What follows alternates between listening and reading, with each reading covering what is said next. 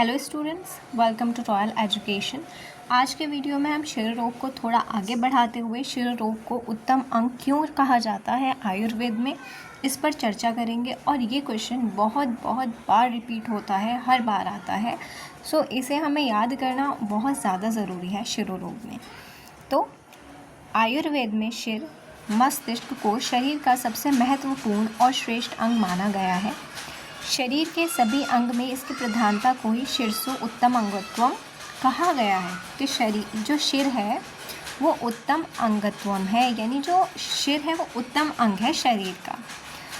श्लोक और संदर्भ, चरक संहिता का रेफरेंस में आचार्य चरक क्या कह रहे हैं, 17 चैप्टर में कियत शरीरस्य अध्याय में उन्होंने शिर की डेफिनेशन दी है। प्राणा प्राणभृताम यत्र आश्रिता सर्व इंद्रियाणि च यद उत्तम अंगम अंगानाम शिरस्तद अभिधीयते। तो इसका क्या मतलब हुआ, प्राणियों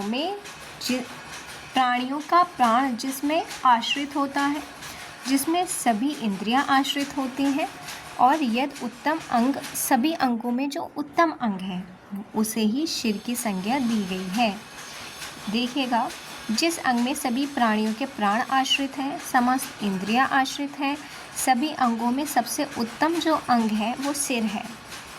अब सिर को उत्तम अंग मानने का प्रमुख कारण क्या है, यानी क्यों हम सिर को उत्तम अंग कहते हैं या मानते हैं। आयुर्वेद के अनुसार सिर को उत्तम अंग मानते हैं। क्यों? क्योंकि प्राणों का आश्रय है, क्योंकि यहाँ पर प्राण रहते हैं। प्राण यानी जीवन शक्ति मुख्य रूप से सिर में ही निवास करती है, और अगर हमारा सिर पर कोई आघात होता है या कोई चोट लगती है तो मृत्यु हो जाती है। तो इसीलिए सिर को उत्तम अंग माना गया है। इंद्रिय का स्थान है जो कि हमारी 5 ज्ञानी इंद्रियां होती हैं, आँख, कान, नाक, जीभ और त्वचा, ये सब हमारे सिर में ही स्थित हैं। इसी वजह से इसे उत्तम अंग कहा गया है। त्रिमर्म, देखो 3 मर्म होते हैं, शिर, हृदय और वस्ति, जिसमें से सिर भी इसी में एक है।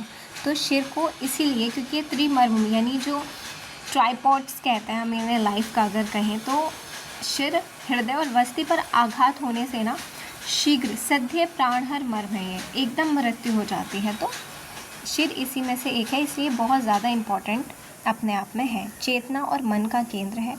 आत्मा और बुद्धि ये दोनों सिर में रहते हैं, ये इनका अधिष्ठान है। तो इसलिए अगर सिर स्वस्थ है तो शरीर की अन्य क्रियाएं यथावत चलती हैं, वरना तो उनमें भी विकार उत्पन्न हो जाते हैं। शिरोरोग और उनकी चिकित्सा, शालाक्य तंत्र में शिरोरोग को हम पढ़ते हैं, जो कि किस कारण से होते हैं। मलमूत्र का वेग रोकने से, दिन में सोने से और रात में जागने से, अत्यधिक बोलने से या चिल्लाने से, ठंडी हवा या अधिक धूप का सेवन करने से। सिर के स्वास्थ्य के लिए प्रमुख चिकित्सा क्या होती है? नस्य कर्म, ठीक है। नस्य किससे, क्यों नस्य करते हैं? क्योंकि नासा ही शीर्षो द्वारम, क्योंकि नाक ही सिर का द्वार है। नस्य के माध्यम से औषधीय तेल रस को नाक के माध्यम से दिया जाता है, जो सीधे मस्तिष्क पर कार्य करता है। नासा को जब हमने कहा है कि नासा ही शीर्षो द्वारम है, तो कोई भी औषध को जब हम नासिका से ग्रहण करते हैं तो वो सीधा किस में जाती है, सिर में जाकर अपना काम करती है। मूर्धनी तैल, सिर के बाहरी मालिश, शिरोधरा और शिरोपिचू जैसी प्रक्रिया के लिए सिर का पोषण मिलता है।